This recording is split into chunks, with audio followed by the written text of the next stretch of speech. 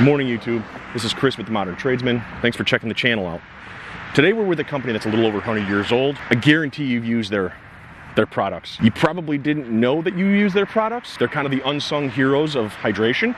They specialize in making sinks, drinking fountains, touchless bottle filters. They also, during this crazy and uncertain time, retooled to make mobile wash stations for medical facilities during the pandemic. We're gonna go inside, check out what the sheet metal workers do to make some of these products. We do have a little bit different PPE today. I obviously had to get rid of the pink lenses and switch over to some clears to get inside. Obviously our mask and some hearing protection. Stick around, you're not gonna wanna miss this.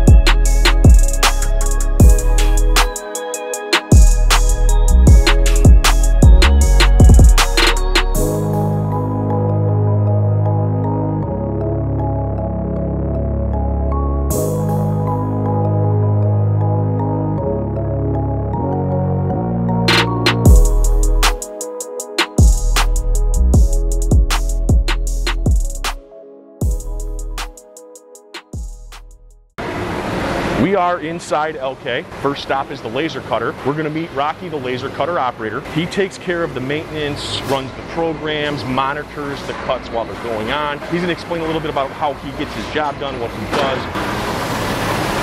Rocky! Hi Chris, how are you? What is this? What's going on here? This is a part of the water fountain right now. Want to show you how the cut fish. And then this is our schedule for today.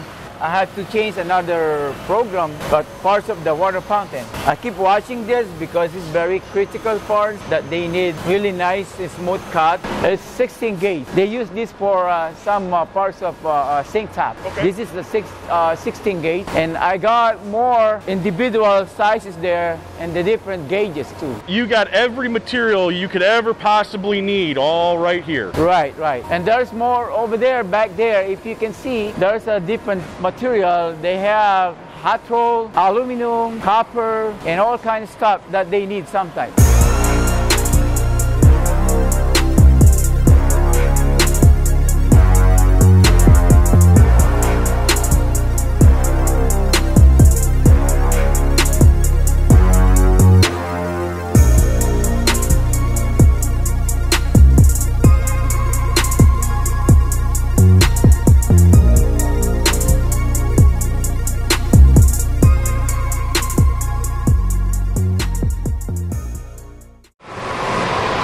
Moving on, we are going to come down here and see what we got.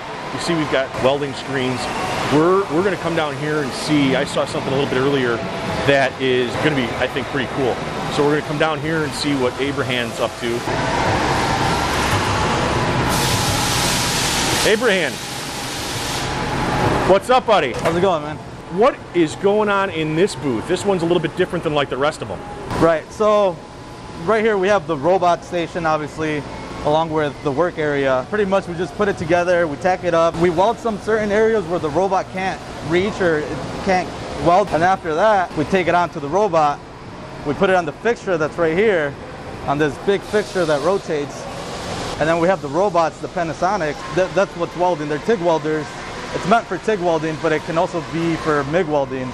We have it set up for TIG welding though. So we start here, it sounds like, and basically what we do is they do the fine welding and the intricate welding, the spots that are tough for the robots to get to. Once it's assembled and finally done, they move it right here and put it on. They put these clamps on, it holds it to the fixture, this fixture rotates, and these really cool robots right here come up and just go to town and do all the bulk welding. I think Abraham, you're going to show us how this works, right? You're going to let the robots run. All right.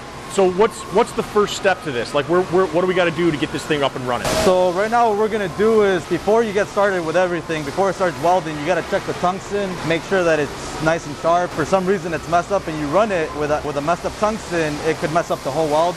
on the drain board, then you have to go in there and repair it. I'm gonna go ahead and just click it so the robot comes forward so I can check the tungsten. You have sensors right here on the side. As soon as you go walk in there, it detects you and it automatically stops the robot from moving. So I'm just checking the tungsten right now, make sure it's good to weld. Looks pretty good. So this is what I mean by a bad tungsten. When it's like that, you can't run it like that. Otherwise, the weld's not gonna come out good. So what I'm gonna do is just take it off, either sharpen it or replace it with another one.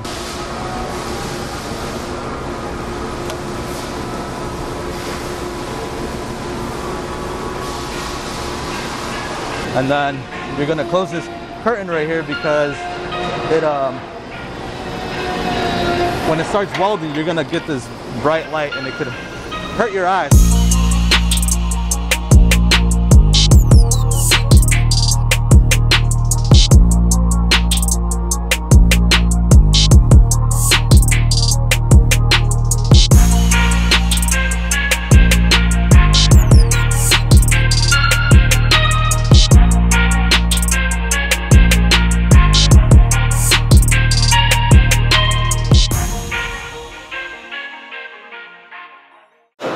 All right, so we're done with the robots, right? We saw what the robots can do. We saw them in action. What we're going to do now is we're going to go across the hall. We're going to check out what our buddy Dennis is up to. He TIG welds by hand, so he does a lot of the detail work. So let's see what Dennis is up to.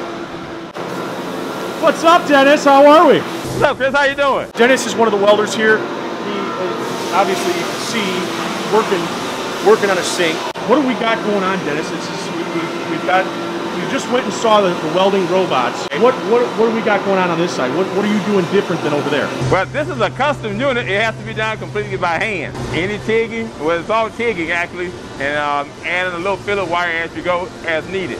The only time the machine was used is in the actual forming of it, but all the welding is done by hand. So this one will never make it over to the welders. You're gonna weld this top to bottom all here by hand. Correct. And like I said, and adding a little bit of filler wires when you have a gap that didn't close during the process of welding. It's all one piece, and I have to form it all together. Think of it as a puzzle. If you like working puzzles, this is one. And the thing about it has to be pretty much to the exact numbers that the blueprint reads. You can show us a little bit? Sure, I can do that. All right, I'm on pretty much the finishing touches of doing this unit now, and it's closing off the 4 corners. I've already completed 2. And I should be able to do it without having to add in the wire. But I add wire to the very edges of the corners to make sure it doesn't open when I start to weld. It's already intact to hold together, but I add the extra wire just in case to prevent it from opening if it gets too hot.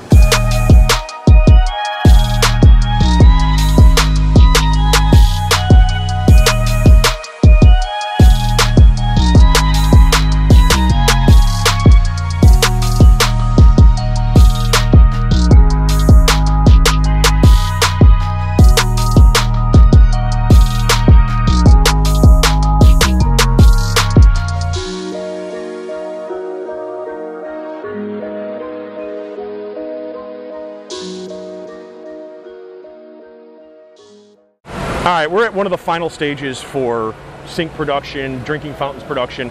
We're heading over into the buffing area. We're gonna stop and see Henry and see what he does in the buffing area, explain a little bit about what's going on. Henry, what's up, man? How are you? So this is Henry. Henry does a lot of the buffing. As you can see, we've got a fresh sink here. We've got a couple buffing wheels. We've got some air tools. Why don't you tell me what we do over here?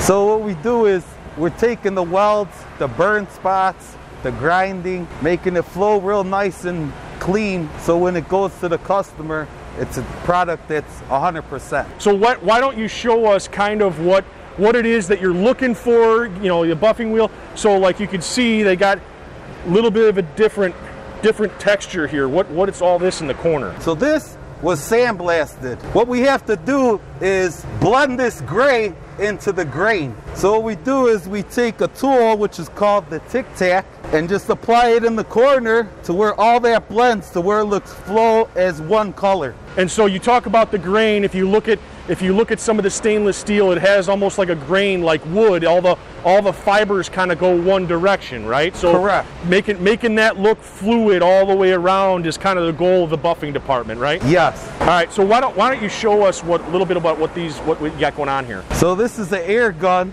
a buffing air gun, a cotton buff. All the red stuff you see on there is a compound. So this is ran through an air line. It's ran by air. What it does is polishes the grains in the sink to where it looks like fresh, all one seam. So if you look at it, you could see the grays on the side and some of the burn marks on there. And after I buff and proceed with this other tool, which is gonna get the edges real good, all this is like an abrasive, and it goes back and forth to get tight against the wall of the sink.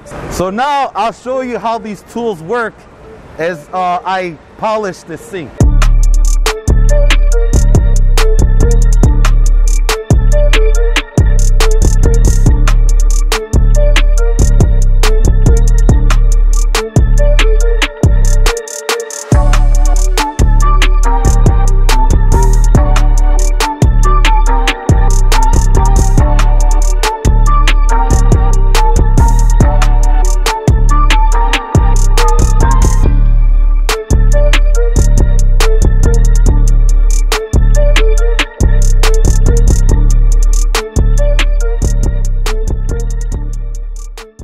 Guys, thanks for watching. Special thank you to Elkay for letting us come in, show what the sheet metal workers do while they're making products for Elkay. Their information and social media will be in the link in the description below. Make sure you give them a like and a follow. I have some enormous news. I've gotten requests for a while now, since probably about episode 2, about what's the deal with merch? When are you going to get merch together? We've been working on it, and it has finally happened. We have the official Modern Tradesman signature line of t-shirts. We've got heavyweight Carhartt black hoodies, and we have new era Modern Tradesman signature hats. Make sure you're watching our Facebook and Instagram accounts. We will be notifying everybody when we're going to start our pre-order. Once the pre-order period is over, we will put the orders in, we will get the shirts made and out to you guys. I'm so excited and humbled by all the support. Thank you, thank you, thank you. Appreciate you watching. We'll see you on the next one.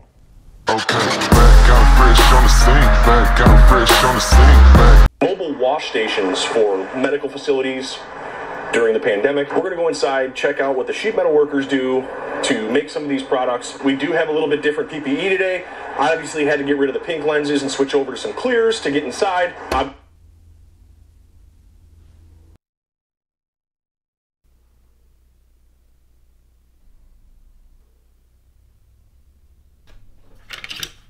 Yeah, they're definitely purple. Idiots. Got fresh on the scene, got fresh on the scene.